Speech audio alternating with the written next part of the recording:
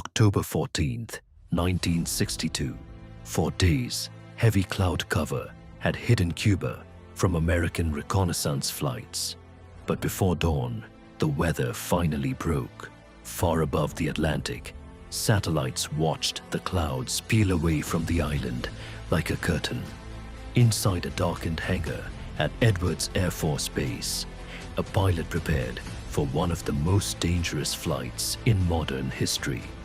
His name was Major Richard Heiser, and within hours, he would uncover evidence capable of ending civilization.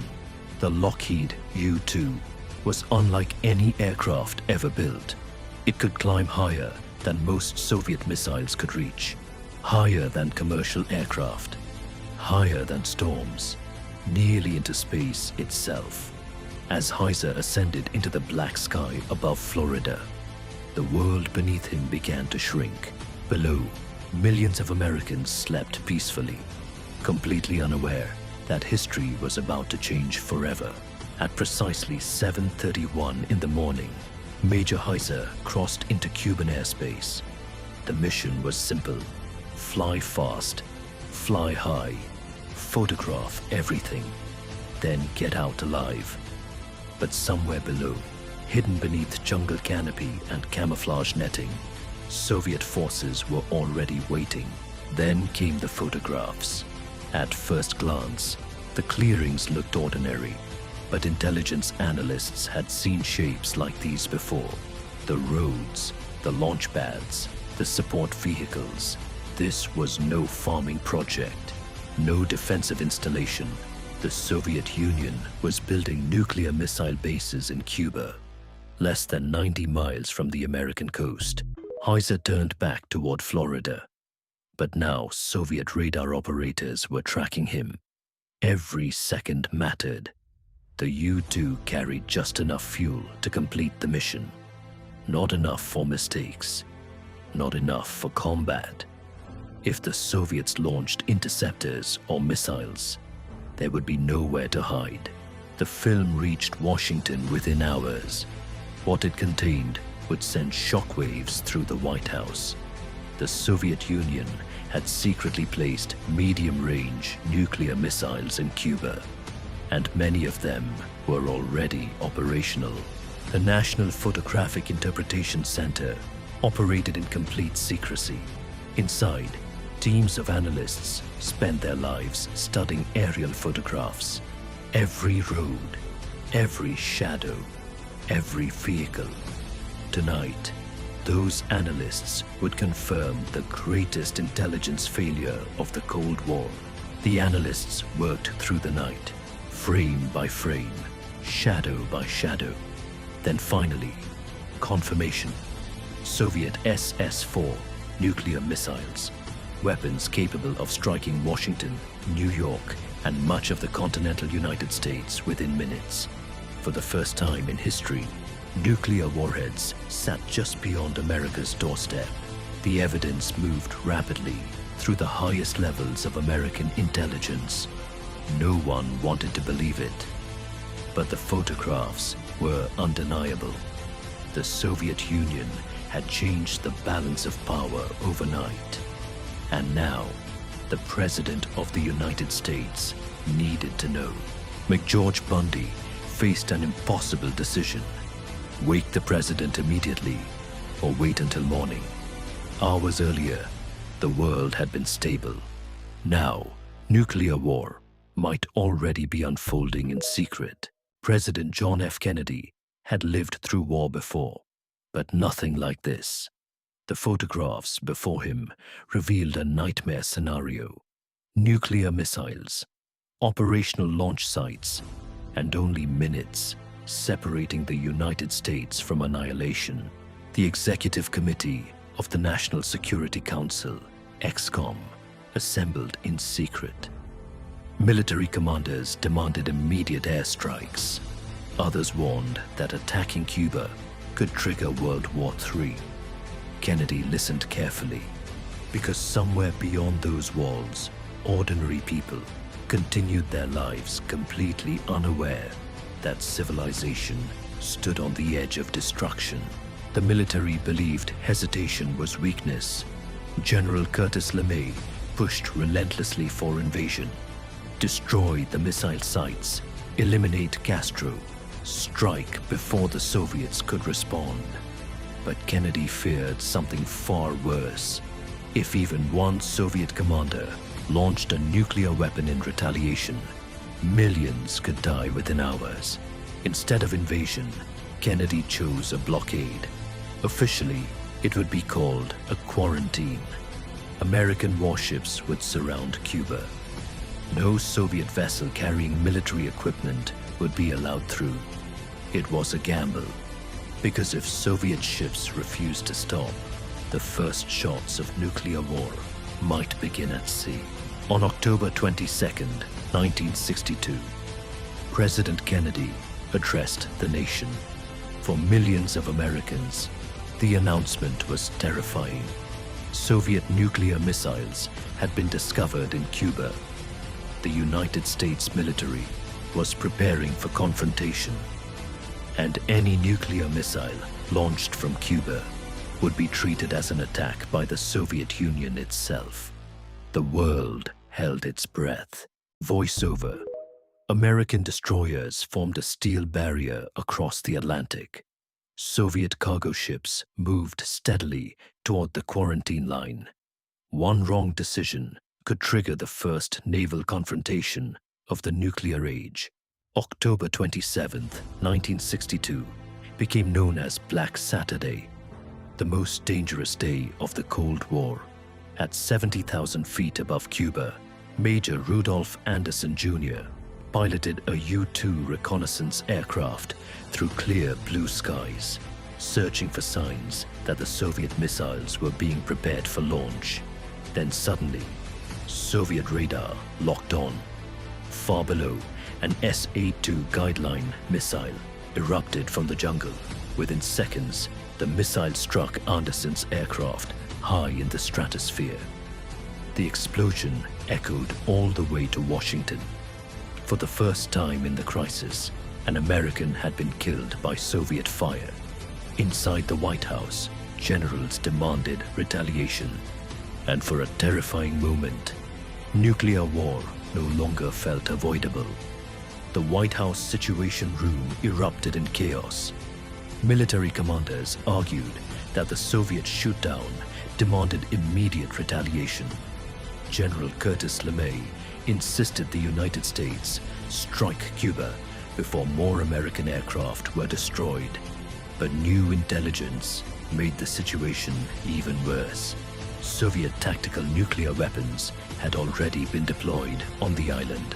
If American forces invaded Cuba, local Soviet commanders could launch nuclear warheads without waiting for Moscow's approval.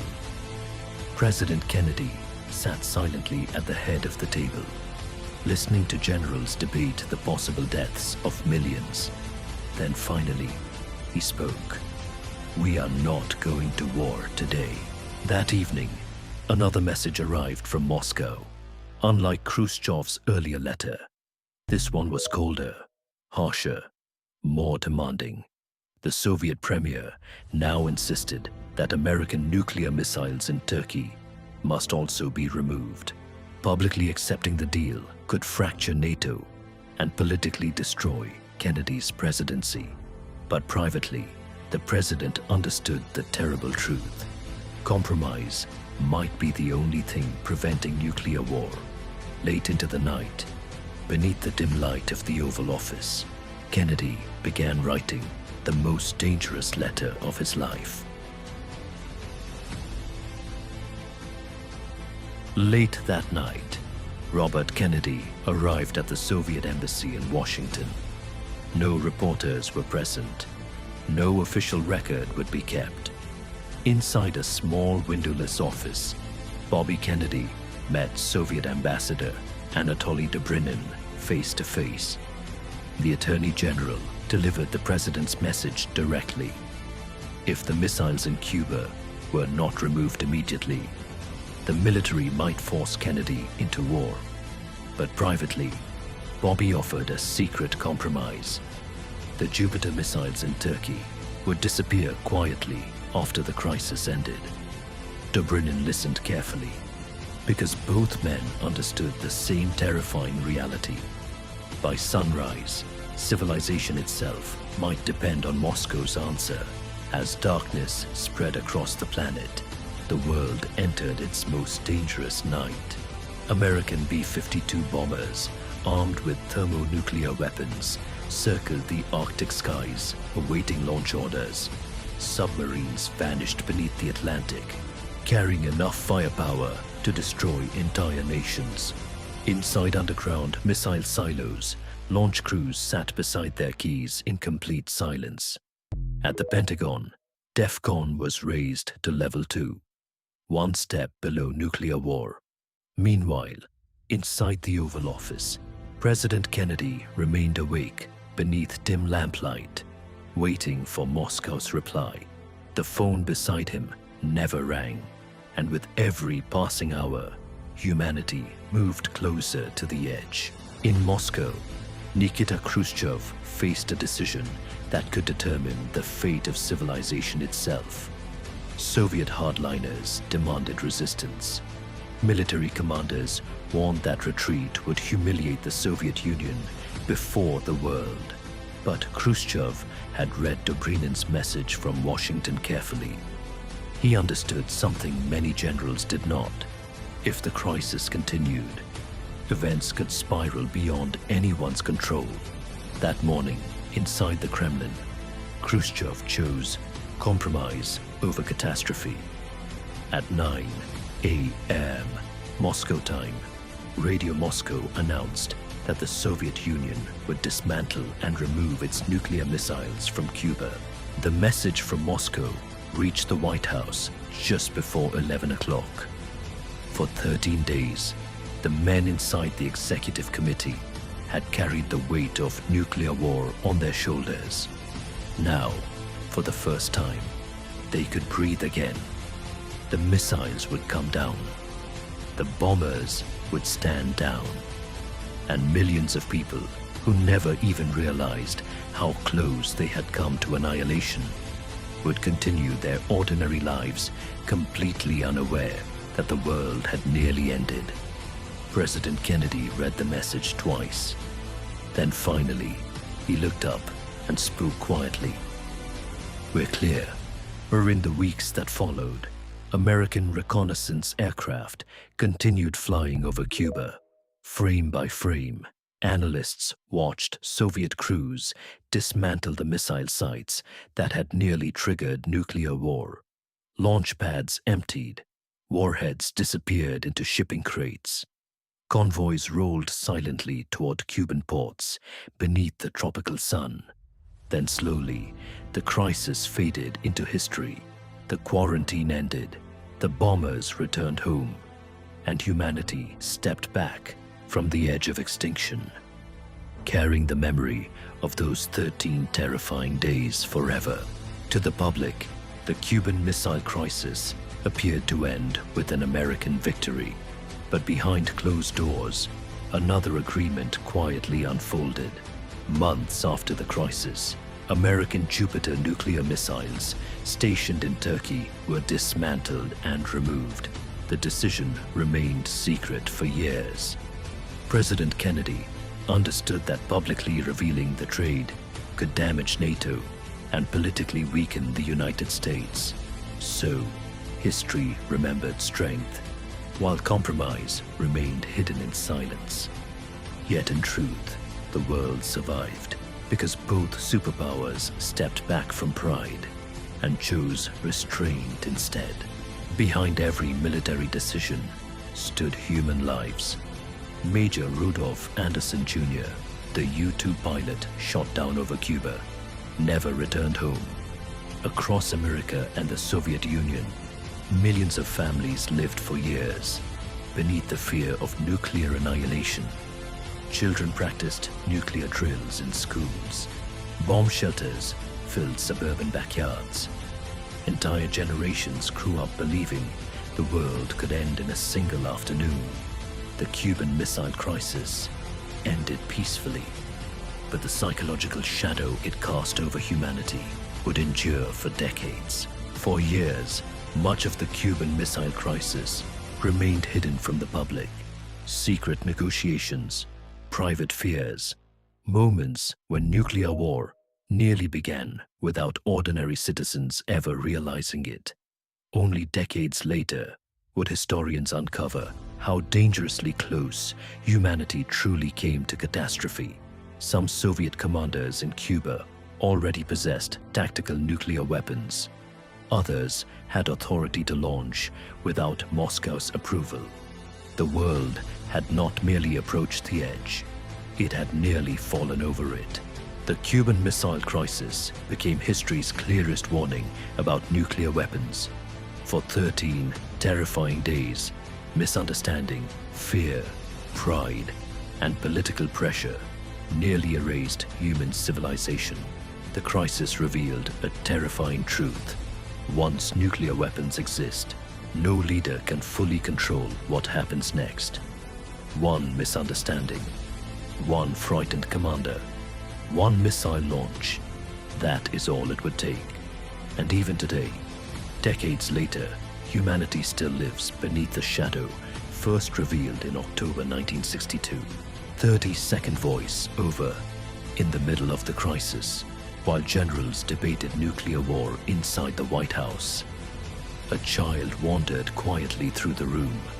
President Kennedy's daughter, Caroline, picked up a blue crayon and began drawing on one of the classified missile briefing boards. She drew a smiling sun. That innocent sketch survived long after the Cold War ended. A child's drawing placed beside photographs of nuclear missiles. A haunting reminder that beneath every political decision stood ordinary human lives, futures, and families that could disappear in a single flash of light.